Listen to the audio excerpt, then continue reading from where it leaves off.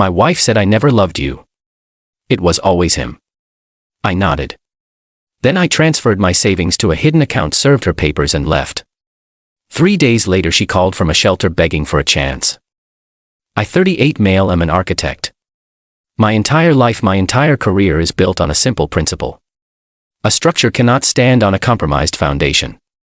You can have the most beautiful design in the world, but if the base is rotten, it's not a question of if it will fall but when. I thought my marriage was a skyscraper. Turns out it was a movie set facade. Last Tuesday it all came down. We were having dinner, a quiet evening. I'd made risotto, the creamy mushroom kind she always said was her favorite. She spent the whole time pushing a single grain of rice around her plate. I need to tell you something, she finally said, her voice flat. I waited. I'm a patient man. It's about Robert. My stomach tightened. Robert, her college ex, the painter, the romantic tortured artist she'd kept pressed between the pages of her memory like a dried flower. The ghost I'd been competing with for a decade. He was her grand passionate what if. I was just the dependable what is. He's back. She said, not looking at me. We've been reconnecting.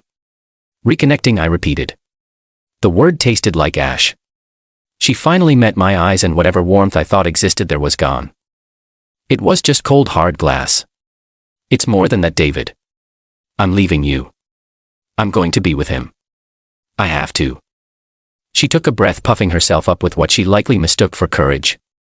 And I have to be brutally honest for my own sake. I never loved you. Not in the way a wife should. I love that you were safe. I love the life you gave me. But my heart, it was never really yours. It was always his. The sound in the room vanished. It was like being in a vacuum. 10 of my life, of my effort, of my love. Not just unreciprocated but invalidated. It wasn't a failed marriage. It was a long-term business transaction where I was the only one who didn't know the terms. The house I designed, our vacations, the quiet mornings, it was all just part of her compensation package. I didn't shout. I didn't break anything. A strange, terrifying calm washed over the initial shock. The architect in my brain, the part that sees structural failure, took over. It saw the rot in the foundation and immediately dispassionately began drafting a demolition plan. I gave a single slow nod. I see. She seemed relieved, almost pleased by my lack of drama. Good. I was hoping you'd be mature about this, she said, the condescension thick. I'll need to stay in the house for a while, obviously, until Robert and I get our finances sorted. Maybe you could stay with your brother for a few weeks. There was the entitlement to shatter my world and then calmly assign me my temporary living quarters. No. I said, my voice quiet but firm. That won't work. She shrugged, already mentally gone. She went to our bedroom and I heard her start packing a bag, humming a little tune. The sound was obscene. The moment the shower started, my paralysis broke. The cold clarity hit me. I went to my office. Step 1. I logged into my bank. For years I've maintained a separate savings account for my bonuses and larger freelance project fees. It's always been in my name alone. I know enough about divorce law to know that moving it now would be a red flag. That a judge could see it as hiding assets. I didn't care. This wasn't a strategic legal move. It was a panicked, visceral act of self-preservation. I needed a wall. I opened a new account with a completely different institution and transferred a $187,000. I left a few thousand in the old account. It was my money from my work, and in that moment I needed to know it was safe from the woman who saw it as part of her severance package. Step 2. I called my lawyer, William. I'd used him for my business contracts.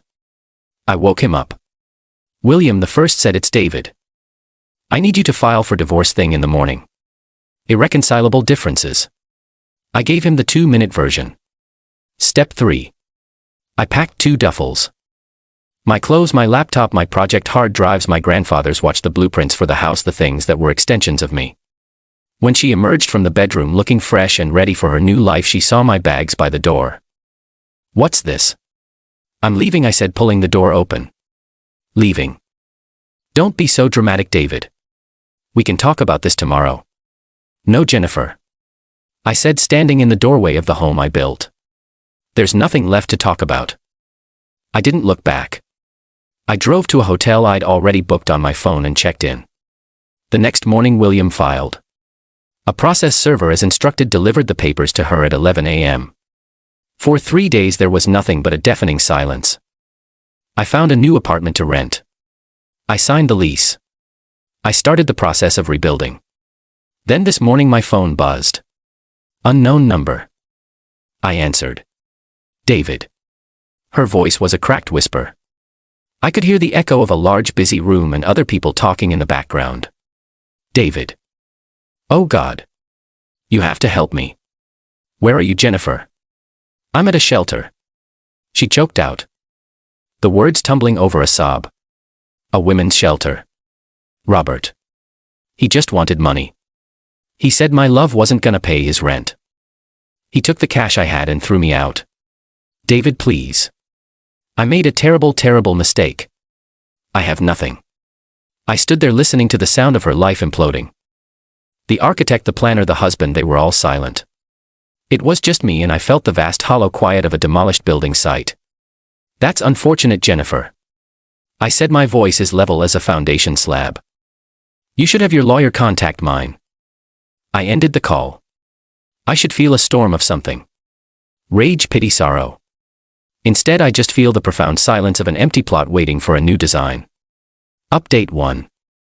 Thank you all for the comments and DMs. Reading stories from others who have navigated similar betrayals has been grounding. It's a reminder that no structure is immune to hidden flaws. The past week has been a masterclass in entitlement. It seems Jennifer and her family believed my quiet nature was a sign of weakness. They have since been corrected. After the shelter call, I blocked her number. As I predicted, her father Richard bankrolled a shark of a lawyer for her. The official letter we received was breathtaking in its audacity. It demanded exclusive use of the marital home, temporary alimony of $5,000 a month, and a restraining order against me, citing emotional volatility. William, my lawyer, is a calm man, but he actually chuckled reading that. He responded with a standard but firm rejection of all terms and initiated the formal discovery process. No quick reveals, no gotcha. Text from a shared tablet, just the slow, methodical grinding of the legal gears. The real offensive came from my former in-laws. Barbara, my ex-mother-in-law, called me. David, we are disgusted. She began. No preamble. Hello to you too, Barbara. Don't be glib. Jennifer is a wreck. We had to pick her up from some filthy homeless shelter. Do you know how humiliating that was? You abandoned her. Jennifer left our marriage for another man, I stated, keeping my voice even. I merely facilitated her departure. Oh, stop with your cold, robotic words. She snapped. She made a mistake. A woman is allowed to be emotional, to be swept away. A real man would have fought for his wife. He would have shown passion. You just calculated. You were always like this, treating everything like a business deal. Well, this is the most important deal of your life and you are losing. It was illuminating. They didn't see me as a son-in-law or even a person. I was a resource, an investment that was supposed to yield permanent returns of comfort and stability for their delicate daughter no matter what. The next day, a courier delivered a package to my hotel. Inside was the rosewood watch box I handcrafted for her on our anniversary. I'd spent a weekend in my workshop getting it perfect. The brass plate on the inside, engraved with my forever, my always, was gouged and mangled. It looked like it had been scraped repeatedly with a screwdriver. That petty, vicious act of destruction told me more than her 10-year lie. Tucked inside was a note. A cheap box for a cheap life you owe me. This wasn't about heartbreak, it was about her bottom line. The most damning move came from Jennifer herself. I got an alert from my credit card company about a charge that was flagged as suspicious. $3,200 at a high-end boutique. I still had her on a supplementary card, an oversight on my part, a card intended for true emergencies. In her mind, being forced to live without a new designer handbag was apparently an emergency. I immediately called the company, confirmed the charge was fraudulent as we were now separated and I had not authorized it, canceled her card, and sent the entire report to William. He was quiet for a moment after I explained. Good, he said. This is what we need, not angry texts. This is a financial act. This is dissipation of marital assets in plain ink. Keep letting her do this, David. She's drawing us a map of her own character. I'm moving into my new apartment this weekend. It's smaller, cleaner, and faces the sunrise. I look at that scratched watch box and the sadness has been replaced by a cold hard resolve. She thinks this is a game of emotion. She's about to find out what happens when you turn it into a matter of architecture. Update 2. The battle lines have been drawn and the tactics have gotten uglier. Jennifer's strategy is clear. If you can't win on the facts, attack the foundation of the men. The smear campaign started subtly. Vague posts on her mother's Facebook about the pain of loving a man who can't love you back. Then it escalated. They began telling mutual acquaintances that I was obsessively controlling with money and emotionally abusive, twisting my quiet nature into a narrative of cold, calculated cruelty. They were trying to damage my professional reputation, knowing that my career is built on trust and a steady hand. I had to have a very uncomfortable meeting with my firm's partners to give them a heads up. Thankfully, my track record speaks for itself, but the attempt to poison my livelihood was a new low. Then things took a truly bizarre turn. I got a text from an unknown number. It was Robert the painter, the great lost love. I almost deleted it, but morbid curiosity got the better of me. The text read, "Hey man. This is Robert. Listen. Jennifer is a mess and you really did a number on her. She thought you had her back. I'm trying to help her get on her feet, but my art isn't paying the bills earn. If you could see your way to helping her out, it would be the right thing to do. She deserves a soft landing." It was pathetic and revealing. This wasn't a man in love. It was a grifter whose mark had come up empty. I didn't reply. I screenshotted it and sent it to William with the note Exhibit B. 2 days later, another text from Robert. "Dude, not cool to ignore me. She's your wife. You have a responsibility. She's talking about how you hid all this money. If you helped her out, maybe she wouldn't have to tell the judge about it." It was a clumsy, idiotic threat. William was thrilled. We now had a party, the affair partner himself alluding to a plan to use hidden assets as leverage. Robert wasn't a romantic hero, he was a co-conspirator. The main event happened last Tuesday. I was walking to my car from my office when Jennifer cornered me in the parking garage. "David, we need to talk." "There's nothing to discuss, Jennifer. That's what the lawyers are for." I kept walking. She ran and stood in front of me, blocking my way. She'd been crying, but it looked performative. "How can you be so cold? I threw away my life for you. I was young. I could have been with Robert 10 years ago. I gave you my best years. You made a choice, Jennifer." "It wasn't a choice. I was scared." Her voice started to rise. "You were stable. It was the sensible thing to do. You can't punish me for being sensible." The sheer unadulterated narcissism of it was astounding. She wanted credit for using me. "I'm not punishing you," I said, my voice low. "I'm just not funding your next chapter." Her face changed then. The fake tears vanished, replaced by pure venom. "You'll regret this. I'll tell them you are a monster. I'll tell them you hit me. I will take that house and every penny you have, and you will have nothing left." She didn't know my phone was in my breast pocket recording audio. "It's a habit," William insisted on. I didn't say another word. I just stepped around her, got in my car and drove away. I emailed the audio file to William with the subject line Exhibit C. She thinks she's fighting me with emotion, with threats, with drama. She doesn't understand. I'm not fighting back. I'm just documenting the structural integrity of her character, and it is failing spectacularly. Final update. It's done. The final judgment came down last week. The war of attrition is over. After her recorded threat in the parking garage, Jennifer's lawyer must have known their position was collapsing. They pivoted from aggressive demands to what William called a Hail Mary of emotional blackmail. They filed a motion detailing Jennifer's immense psychological distress and her sacrifices during our barren, loveless marriage. They were painting a picture of me as a soulless ATM who had finally malfunctioned. Our response was simple and factual. We presented everything. The fraudulent credit card charge, the text messages from Robert which established a clear financial motive for the affair, and finally the audio recording of Jennifer explicitly threatening to commit perjury by fabricating abuse allegations to gain a financial advantage. The judge, a no-nonsense woman in her 60s, was visibly appalled. The final ruling was not the simple victory I had naively imagined on day one. Real life is messy.